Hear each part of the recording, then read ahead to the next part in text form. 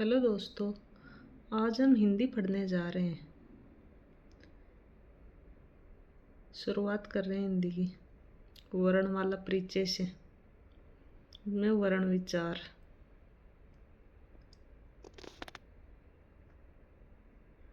व्याकरण।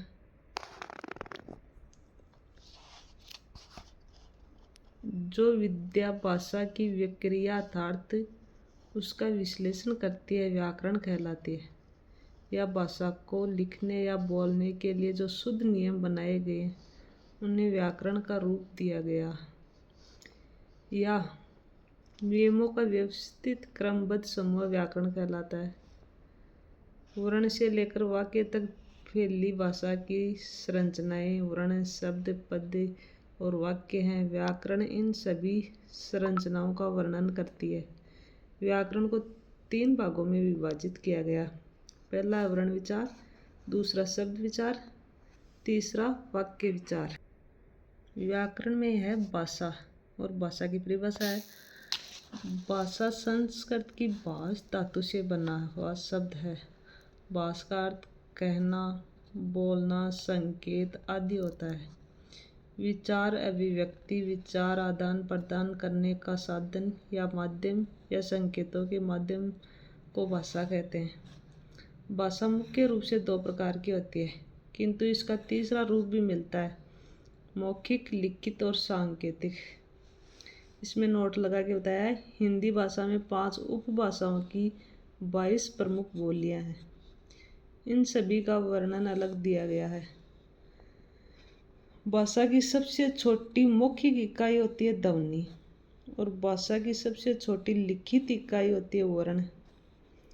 भाषा की सबसे छोटी इकाई वर्ण, अर्थ के आधार पर भाषा की सबसे छोटी इकाई शब्द, भाव के आधार पर भाषा की इकाई वाक्य होती है। और इधर विशेष लगा के बताया हिंदी भाषा का परिवार बहुरूपीय भाषा परिवार। हिंदी भाषा की लिपि ये देवनागरी लिपि है। देवनागरी लिपि का वर्णन भारत के संविधान के भाग 17 अनुच्छेद 343(1) में मिलता है। आगे है वर्णमाला।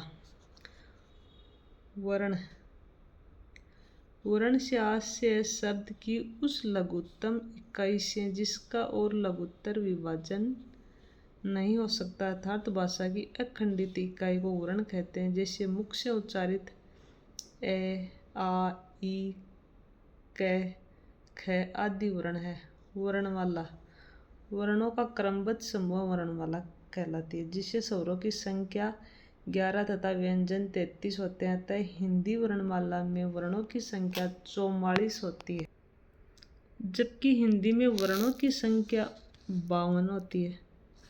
44 वर्णमाला में 1 + 33 2 अयोगवा होते हैं। अयोगवा 2 ही होते हैं, अंग और अ है। 2 उत्सिक व्यंजन होते हैं, डैन डै। 4 संयुक्ताक्षर होते हैं, क्ष, त्र, गे और स्र। संयुक्ताक्षर मतलब जैसे क्ष होता है, क और स से मिलकर बना, त्र होता है, त और र से मिलकर बनता है। कुल मिलाकर ये 52 होते हैं संयुक्ताक्षर। ये आ गए ना, क्ष, क और स, क हलंत वाला, पूरा क नहीं होता है। त्र, त के हलंत लगा होता है और र पूरा। ज और ये, स्र, स और र, ये संयुक्ताक्षर है। इधर स्वर की परिभाषा, जिन वर्णों को बोलते समय मुख में रुकावट पैदा नहीं होती, अर्थात जीभ मुखावयवों का स्पर्श नहीं करती है, वह स्वर कहलाते हैं। या जिन वर्णों को स्वतंत्र या निर्बाध रूप से बोला जाता है, अर्थात अन्य किसी वर्ण की सहायता के बिना ही बोले जाते हैं, स्वर कहलाते हैं। स्वरों में यानी किसी शब्द की आवश्यकता नहीं होती है, यह अपने आप स्वतंत्र होते हैं। हिंदी में स्वरों की संख्या 11 होती है। ये होते हैं ए, आ, ई, ऊ, री, ए, आई, ओ, औ, कुल मिला के 11। ये ओ होता है आगत स्वर या ग्रहित स्वर अंग्रेजी भाषा से। सभी स्वर घोष होते हैं, घोष और अघोष, जो हम आगे पढ़ेंगे। अंग और अह ये उरण अयोगवाह कहलाते हैं। इनकी गिनती न तो स्वरों में होती है और न ही व्यंजनों में होती है। री का हिंदी में शुद्ध प्रयोग नहीं होने के कारण री, र प्लस ई यानी री, ये छोटी री है और ये र प्लस बड़ी ई के उच्चारण के रूप में होने लगा है। केवल ऋतु, ऋषि, ऋण आदि कुछ शब्दों में ही इसका प्रयोग मिलता है। इसका उच्चारण, इस री का उच्चारण री प्लस ई यानी छोटी ई के समान ही होने लगता है। स्वर के भेद। उच्चारण में लगने वाले समय के आधार पर स्वर, संरचना के आधार पर स्वर, जिह्वा के आधार पर स्वर, ओष्ठाकृति के आधार पर स्वर, मुखाकृति के आधार पर स्वर, इनके बारे में हम डिटेल से पढ़ेंगे। इसमें पहला उच्चारण के आधार, उच्चारण में लगने वाले समय के आधार पर स्वर, ये होते हैं ह्रस्व, इनको लघु स्वर भी कहते हैं।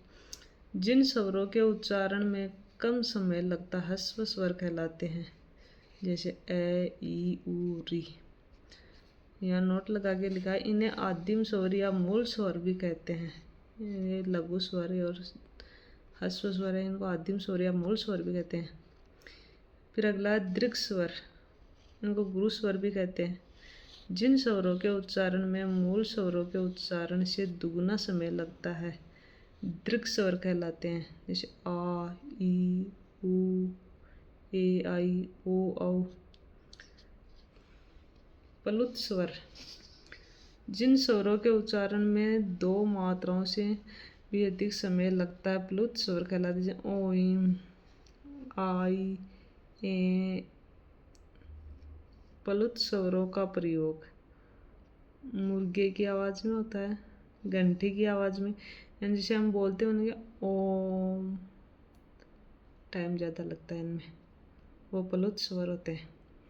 आवाज़ देने में लंबी आवाज़, रोने में, हाँ रोने में लंबी आवाज़ होती है, संगीत गाने में भी लंबी आवाज़ होती है। अगला है संरचना के आधार पर स्वर। ये दो प्रकार के होते हैं, मूल स्वर और संधि स्वर। इधर है मूल स्वर पहले, जिन स्वरों के बिना दूसरे स्वरों का निर्माण नहीं होता है, मूल स्वर कहलाते हैं, जैसे ए, ई, उ, री। इधर है संधि स्वर, दीर्घ स्वर, यानी समान स्वरों से निर्मित, जैसे आ, ई, उ। ये आ है न, ए प्लस ए से बना है, और ये ई प्लस ई से बड़ी ई, उ प्लस उ से बड़ा उ। संयुक्त स्वर असमान स्वरों से निर्मित होता है, ए, आई, ओ, औ। यानी ए, जो ए बनेगा वो ए प्लस ई से ए बनेगा, ए प्लस आई से आई बड़ा, ओ प्लस ए प्लस उ से ओ बनेगा, और ए प्लस ओ से औ बनेगा। आगे है जिह्वा के आधार पर स्वर। जिह्वा के आधार पर स्वर होते हैं तीन। पहला है अग्र स्वर, जिन स्वरों को बोलते समय जिह्वा का अगला भाग सक्रिय रहता है या अगला भाग काम में आता है, अग्र स्वर कहलाते हैं, ई, ए, आई।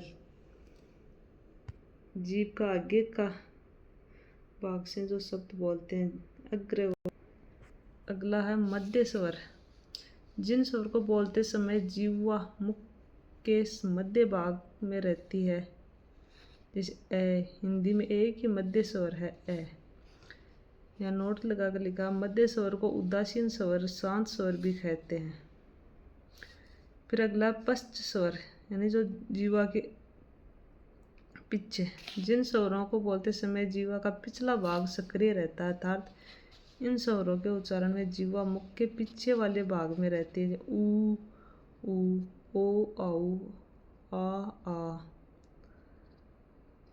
ओष्ठ आकृति के आधार पर स्वर दो प्रकार के होते हैं, वर्ताकार स्वर,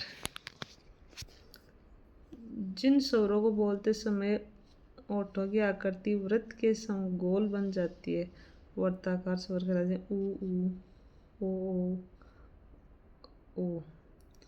यानी जो हमारे होठ है ना वर्ताकार हो जाते हैं। अवर्ताकार स्वर, जिन स्वरों को बोलने पर होठों की आकृति गोल नहीं बनती है, ए आ ई ए आई, इनमें हमारी होठ गोल नहीं होते हैं। अगला है उच्चारण स्थान के आधार पर स्वर। तो इसमें है कंठ या कोमल तालव्य, इनमें 3 ही आते हैं, ए आ और ये ओ। तालव्य, तालव्य यानी ई और बड़ी ई। ओष्ठ ऊ ऊ बड़ा ऊ। कंठ तालु ए आई। कंठोष्ठ ओ औ। वो ये सब हम आगे डिटेल से पढ़ लेंगे इनके बारे में और भी। और ये नोट्स आपको कैसे लगे मेरे को ज़रूर बताना। आपको अच्छा लगे तो मेरे पास हिंदी के ये सारे नोट्स हैं, मैं आपको अच्छी डिटेल से करा दूँगी। और इनके आगे क्वेश्चन आंसर वाले प्रश्न सभी हैं मेरे पास।